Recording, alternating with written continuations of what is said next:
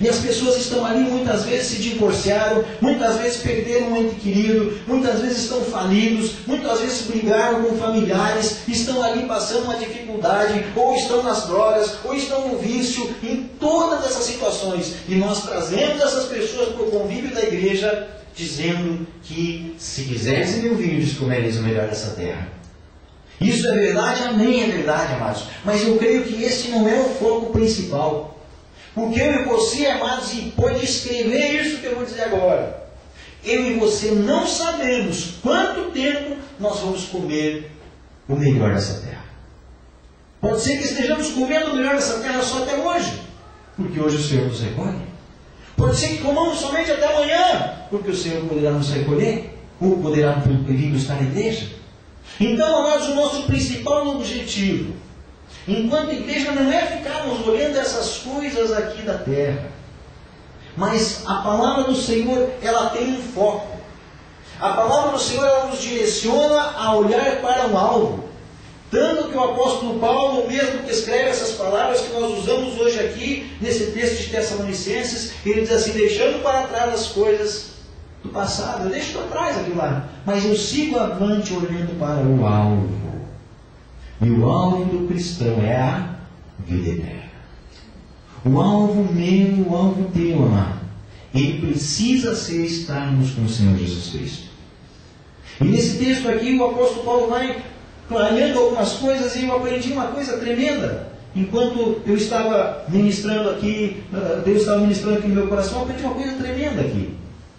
Uma coisa é certa, amados: vai haver um encontro. Vai haver um encontro. Quer seja pelo arrebatamento da igreja, quer seja pela morte, vai haver um encontro. Você pode ter certeza disso, porque o apóstolo Paulo fala ali, ó, primeiro, no tempo determinado por Deus, primeiro os que morreram vão ressuscitar. Primeiro eles. E depois os que estamos vivos. Ou seja, vai haver a ressurreição dos mortos e vai haver o arrebatamento da igreja. Então, uma coisa todos nós podemos estar certos: vai haver um encontro.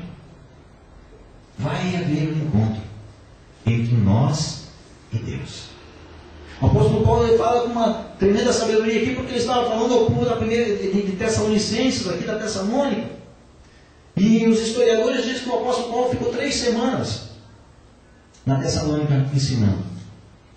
Porque ele diz, Lucas fala sobre isso aqui no livro de Atos, e diz que Paulo ensinou por 3 sábados a esse povo aqui. E não se sabe se Paulo ficou mais algum tempo, mas enquanto ele ensinava na sinagoga, foram por 3 sábados. 3 semanas ele ficou ali. Em 3 semanas o apóstolo Paulo deixou montada uma igreja. E deixou uma igreja montada de tal forma, mas que se você vai olhar no capítulo 1 de Tessalonicenses, você vê que o apóstolo Paulo, ele usa palavras ali tremendas, querido. Porque ele diz assim, olha, o versículo 2, ele começa dizendo assim: olha, damos sempre graças a Deus por todos vós, mencionando-vos em nossas orações e sem cessar, recordando-nos diante do nosso Deus e Pai da operosidade da vossa fé. 3 semanas aprendendo, e já eram operantes na fé, da abnegação do vosso amor e da firmeza da vossa esperança em nosso Senhor Jesus Cristo. Em 3 semanas aprendendo. E o apóstolo Paulo, quando fica sabendo, porque ele tinha enviado Timóteo lá, e quando Timóteo traz aquelas notícias: olha, Paulo, a igreja lá naquela ação que ela está firme, ela está alegre, eles têm uma fé firme, eles estão firmes no Senhor, e o apóstolo Paulo se alegra.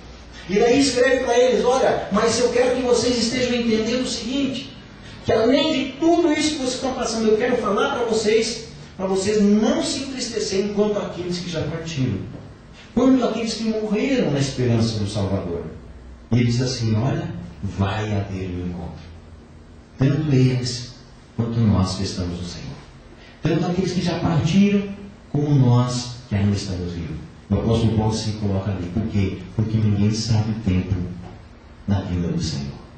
No livro de Mateus está escrito que nem mesmo o Filho sabe o tempo que ele virá buscar a igreja.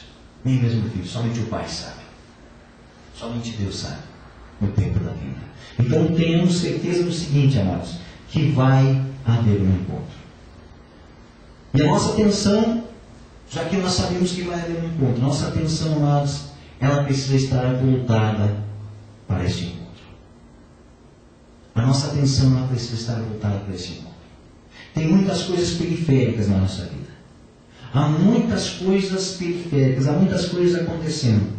Mas, amados, a coisa mais importante para a vida do cristão precisa ser nós estarmos de olho nesse dia, esperando esse dia, ansiando por esse dia do encontro com o Senhor.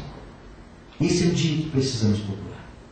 Quantas vezes eu ouço pessoas dizer assim, mas os pastores falam do arrebatamento da igreja, os pastores falam da vinda de Jesus, mas isso já é falado há 50 anos, há 100 anos atrás, há 200 anos, até mais tempo.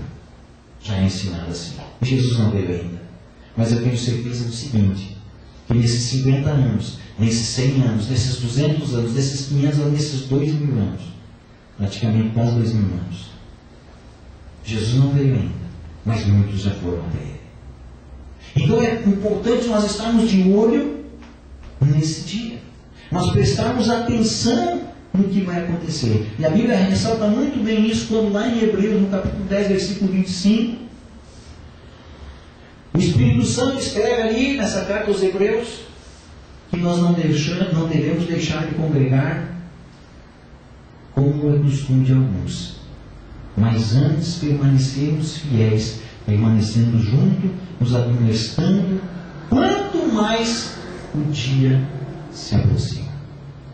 Quanto mais se aproxima o dia, ou seja, tenha atenção para aquele dia. Haverá um grande casamento, amados. O casamento da igreja, nós com o Senhor Jesus. E nós precisamos estar nos preparando. As irmãs aqui que já casaram já sabem como é que é. Quando se marca uma data para o casamento, e vai se aproximando os dias, e vai chegando os dias, e será que vai dar tempo de organizar tudo? E prepara o enxoval, e prepara as coisas, e a data vai se aproximando até o grande dia. E a Bíblia diz que esse grande dia vai acontecer. Só nós não temos uma data definida com o tempo que o Senhor diz que Ele virá como um ladrão de noite. Para quê? Para que a igreja esteja se preparando. Eu creio que Deus conhecia muito bem os brasileiros. Porque nós, como brasileiros, nós sabemos que nós brasileiros deixamos tudo para a última hora. Seu documento pode ser retirado até, nós vimos agora aqui na campanha presidencial. Na eleição. Tinha uma data para fazer o título. Eu e a Rose fomos lá fazer o nosso título novo, transferir para cá. Ficamos na fila. Pagamos ali xerox, pagamos para fazer os documentos ali. E ficamos na fila. E tiramos o nosso documento em tempo hábil. E daí, eu creio que as irmãs também fizeram isso. E aí, quando chega na véspera da eleição, porque o povo não tinha feito aquilo que deveria ter feito, é votado um negócio lá, uma lei, que cancela um documento que nós ficamos ali em tempo hábil, ou seja, aqueles que foram lá e que pagaram no tempo certo, ficaram lá no tempo certo, esses perderam tempo, porque chega na última hora e podem ir lá com qualquer documento que tenha foto, desde que seja oficial. Então eu creio que Deus conhecia o brasileiro. Porque se Deus tivesse marcado um dia para a vinda de Jesus, amados, não estranhemos que dentro da própria igreja muitos deixassem para a última hora para se entregar.